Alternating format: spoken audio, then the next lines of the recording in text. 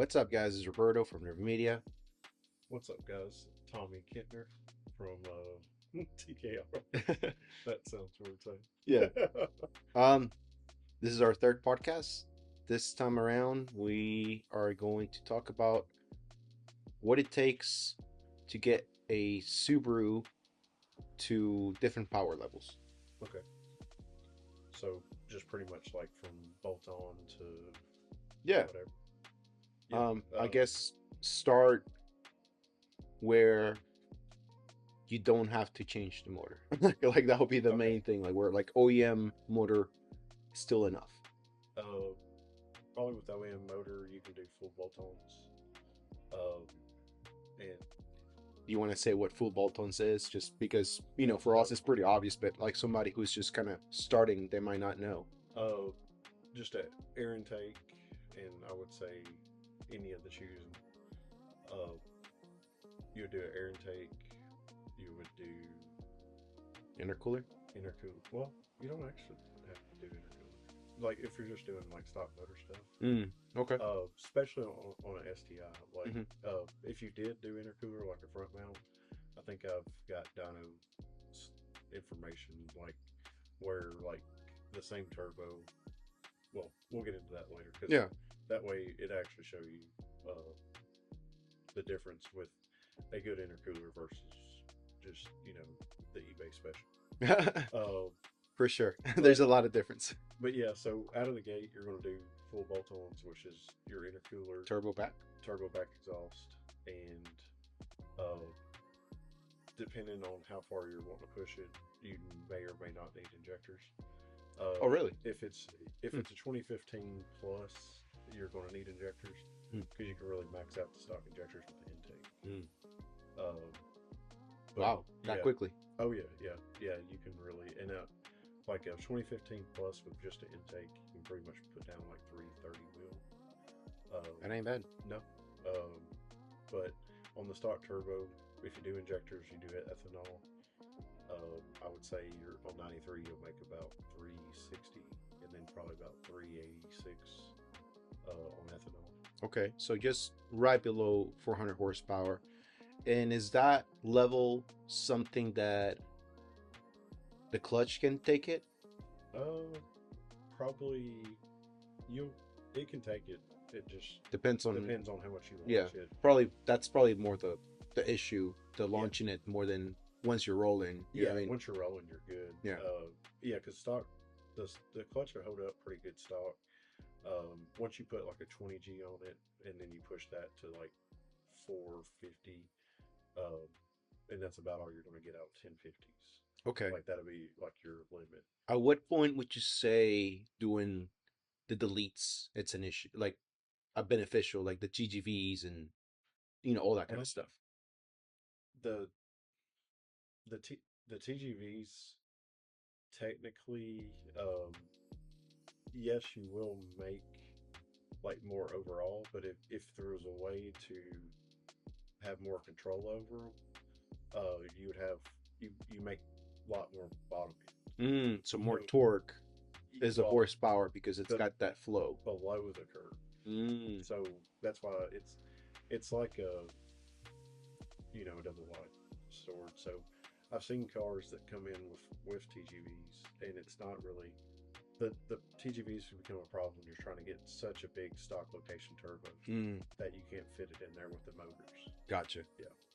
So, but you will make more power below the curve with those butterflies. Mm-hmm.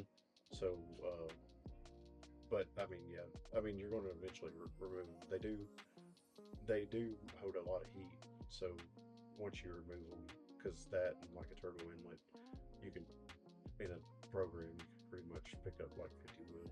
Oh, wow. But you will see cars that have it like the below the curve numbers are better. Like it comes on to power faster. A big one.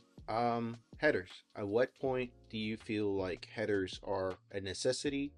Are they even a necessity? Because a lot of times you see like full on race teams and they're running stock header. I mean, I've made 475 on stock header. You're going to get on the stock header because you're going to get better like response. Hmm. Now ETS just come out with a new header a couple years ago, Hmm. and that was probably one of the best. I mean, it picked up 30 wheel or something Oh, so over. right, and it was that unequal length. I think it's their max effort. Oh yeah, I've heard of that one. Yeah, Yeah, yeah, so yeah, their V2 that yeah, yeah. they released a couple years ago. Uh, that one actually on the car, like I said, it with no changes, picked up 30 wheel. Wow, Yeah, so that's pretty good. and I well, and I'm kind of prefer to stay. I stick with the Subaru. Like it's Yeah, not worth the horsepower to lose that. that is that is something that I feel like it's one of those things that if you are just chasing the power, it Yeah. kind of makes sense to go that route. Oh yeah. But considering that each car gives you an unique experience, and the EJ car is just really, with that rumble, I mean, it's gotta, regardless of how reliable it is, it's gotta be the best sounding four cylinder out there, in my opinion, Yeah. Definitely one of the top tier four cylinders. for sure. But you can make them reliable. It's just it's all about maintenance. Like I mean, my car's been together for like 5+ years. Yeah. I mean, no issues. Hmm. Wife's cars, it makes 500 on 93.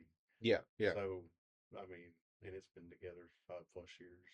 So, trying to think when, and we've not had any issues out of them. So, I mean, like, All these horror stories that you hear from donut media and all that. oh, um I think, I feel like a lot of those guys were just not taking the right precautions and breaking yeah, into motors and everything else, because it is a whole process with Subarus. I It's a mean, process with anything, but yeah, and Subarus are very finicky. I think we've got a good, path to go down with break-in programming and just everything like from start to finish, and also getting customers knowledgeable too to check their oil. Stay on top of that. If you make long trips, check your oil when you get to, if you're leaving here and going to Florida, or Hmm. that several hour drive. Like, just stay on top of the oil. And like I tell customers, if you have oil in it, it'll run forever. We literally got a car that's like a 2002 Bugatti, programmed at 105,000 miles. It's like at 380 now. Jeez, that's And it's crazy. been through transmissions, but Well, not motors. yeah. So, but Oh, the oiling thing, that's a big one. yeah, The Killer Bee oil pickup with a bigger baffle. yeah. The Where do bigger, you feel like that's necessary? oh, I mean, technically the baffle could be changed out anytime. Hmm. I thought it was a myth that Killer Bee put out for years because I've never seen one break. And then we had a car that was a '07 that had like 60,000 miles on it, and it came in and literally pulled the pan off, and there it was sitting in the bottom of it, the old pickup. Hmm. And so it killed that motor, took out the heads and everything Wow. because of that. So yeah, I mean, and I've been like in IEG's pickup and baffle a little, and pan a little bit better than, Really? Hmm. yeah. It's just a super good design. Um, it actually helps 6 months. Nice. So yeah, because I don't know, the Killer Bee ones here lately have been weird, and I don't know. It's kind Sadly, everybody's quality has dropped. Yeah. I feel like that's just kind of yeah. So like I don't know, everyone. we just it just seems like the last couple of years, like either we'll get one that holds 6 ports or not hold 6 ports. Hmm. So, but we've been liking the IEG ones, like their baffling and everything's pretty top notch, Nice. and also where it moves your drain, and then it doesn't require you to get like a quick drain. Oh, okay, so that's built in. Yep. Nice. Yeah, Um, and like I said, it's got some trick baffling in there too. Probably need to do a video of those. yeah, I feel like that's one of those things that personally, like I would probably do that before I even add more power, just Yeah, because I mean, like he's saying, like if it keeps oil in it, Like it's really not that much of an issue. So if you got that oil pan that takes that much more oil, Yep. if you were to drop a little bit, like let's say a quart, like a quarter of a quart or something like that, because you got all that extra amount, you're not really going to have that much of an issue. Where if you're like with the OEM one and Yeah. you lose half a quart, that could be a problem. Yeah. Yeah. Because And not just the block, like you said, like the heads and everything, and like that's a whole thing, you know. yeah. Yeah. Because yeah, once you lose your heads, like that's an expensive build. Yeah, Like because you're looking around 10,000, if not more, right? probably Yeah, yeah. yeah. Because I mean, just an R&R with the R8 block is probably 10,000. Oof. Yeah. I mean, That's stock. everything's Yeah. expensive now. Well, um, I think that's a good place to kind of leave that and kind of talk about the different blocks. Like a built block Yeah, scenario. like or even how much do you feel like a normal EJ 25/7 or whatever, uh the RA, it's like a little bit of an upgrade from that. Yeah. How Yeah. much would like a piston and rod motor, how much would, you know, closed deck, like, just kind of where do those motors need to be? Another big question, is it best to always overbuilt just to for having like the peace of mind, or if you know that you're not going to go past that level, It it's just not necessary? yeah. It just depends on how far you push them. I mean, if you can, I would always overbuild, do dark sleeves, and get all the good stuff out of the gate. Because pretty much just look at it as building your foundation. Hmm. If you have an R8 block, you can probably push those somewhere like pretty soft to 450-ish. Which is a great place to Yeah, be honest. A yeah, few years ago, like you would have had to have yeah, like a stage 2 motor, yeah. And I in mean, order to be able to do that. we've gotten over 100,000 miles with the cars above 450 on them. Hmm. And then I would do a built block, and then I mean, you could just do rods and pistons, and then make 500, and then just if you wanted to step up to like 650, you could do a closed deck, and then above that, I would just do a dark sleeve, and the sky's the limit.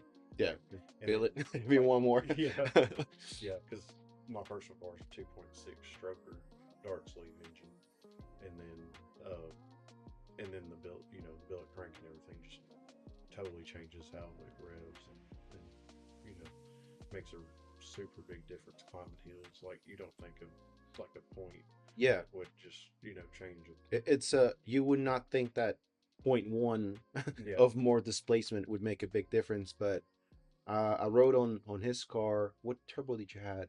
Like a Oh, it was 20G, something like that? no, I think it's smaller than that, but I had it Like an like 18G. Yeah, yeah, it was an yeah, 18G. And I was like, dude, I've never been in a 18G that feels like this. yeah. And it's just because you got that extra little bit of displacement. Um, I guess since you talked about the cranks, that's a big one to kind of get into. At what point is the stock crank not enough, or is it always enough? And this is just a matter of you want it to be lighter? Yeah, that's just the issue. I mean, it'll do whatever you want, um, but that way, yeah. See, it's trying to. Oh, no. All right, let's do it quick. All right. But the stock crank is good for whatever you want to throw at it. But yeah, you're just trying to drop weight to uh, to have less rotating mass, Rotating mass. and then that way well, the acceleration's faster. Hmm. But yeah, that's what I would do on that, and then that way, like, and I just did it just to see what the difference was. Right. But it's really expensive. It is So- very expensive. So that's why, like I said, we've kind of built the pass for our customers, and Yeah. that way, well, pretty much to see what to put money into, what not to put money into, and then, And it's one of those things, like, it's not just like it's an extra 5% more money. Like, you're almost doubling the amount of money oh for 50 horsepower. Like, is Yeah. that really worth it? Yeah. Probably not. No. You'd probably be better off getting a better turbo Yeah. and injectors and kind of Yeah. call it a day. And then that's why I like Yeah. put $5,000 in, like I said, heads and Good. see. That was sort of where I was going to go next to. At what point is working on heads on a Subaru worth it? I mean, honestly, just put your cams, do your valves, and uh, new buckets if they're super high mileage. Okay. So that way your shims and all that tolerance is good. And then Porting, does it make sense on Subarus? it's just a lot of money. Like you're not going to see a it's not return like- on investment. I mean, you do, but the thing is like any big race program, you're like if you take out that head, like you're just trying to put the biggest cam in it, and Mhm. shove all there, like something that you can fix in the pits. Yeah. So I mean, there's not going to be a lot of pork and all that. And I mean, if you want to do it, do it. It's just there's not going to be that much on that head because it's pretty, It's decently flowing from the factory too. Yeah. Like you got to realize this was a turbo car from the factory. right. It's not like a K or something Yeah. like that where you start messing with them or an LS and like it's just so beneficial. In a K, it's all about close. Oh, 100%. It was a really good head, like from the factory, but Yeah, and like I said, that would make a big difference. And I'm more talking like just dollars per horsepower. Yeah. So the return on investment is just very low. And when you could, put money into, more efficient turbo or something else like better wheels, better tires, better brakes. Yeah. Like, people always just want more power, but in reality, there's so much more to the car. And that's sort of the thing. It's just like a never ending project. And then whenever you finally get it ready, you got to get everything you want. You're like, Yeah. oh, I almost don't even want to drive it now because it's you so know much what it's fun. going to take if you Yeah. break it. Yeah. It's a never ending process. I don't know. Tell me if I'm wrong, but I feel like where Subarus are geared so low and everything else, Yeah. I feel like 500 horsepower is the sweet amount of power per dollar. Yeah. And also, where these cars shine are really handling. Yeah. Yeah. I mean, They're not going to be you're not- highway cars. And if you're doing that, you're kind of wasting your money, in my opinion. And you're not going to break it a lot too. Like that's going to Yeah, it's a sweet spot. Do 100,000 miles at Yeah. 500, not have a bunch of problems. And then I mean, and it also, like I said, your whole build like probably revolves around what you're going to do with the car Hmm. versus just shooting for a number. And that way, it's the best on what you want to do with it. Yeah. But yeah, and then I would say, if you have any questions or anything, drop a comment below. Yeah. Or if you have any thoughts too, I mean, heck, let's talk about it in Yeah. the comments. But guys, like I said, hit that subscribe button. We're gonna try to do a few of these. So we're going to try to post these up on Thursdays. Ideally, we're going to try to be as consistent as possible. Yeah. So kind of keep an eye out for that. It'd be something that you could watch or you could listen to when you're driving, whatever. Yeah, because we're gonna, like I said, just try to be more consistent on these, and then just help us upload more regular. Because it's hard for me to do all what I do and get a video together. A lot. Yeah. So it's just gonna make it easier for we'll get at least this up once a week, and then we'll get some shop stuff on the regular channel, and then go back and forth between this and this, between shop stuff and podcast. And then I was thinking about getting like a little setup like this for the house, and then that way I can do like Tech Tuesdays or something like that. So if you think that'd be something that y'all are interested in, drop a comment below, hit that subscribe, get talking in the comments, and we'll see you in the next video. Peace. Oh yeah. Nice. Yeah. Okay.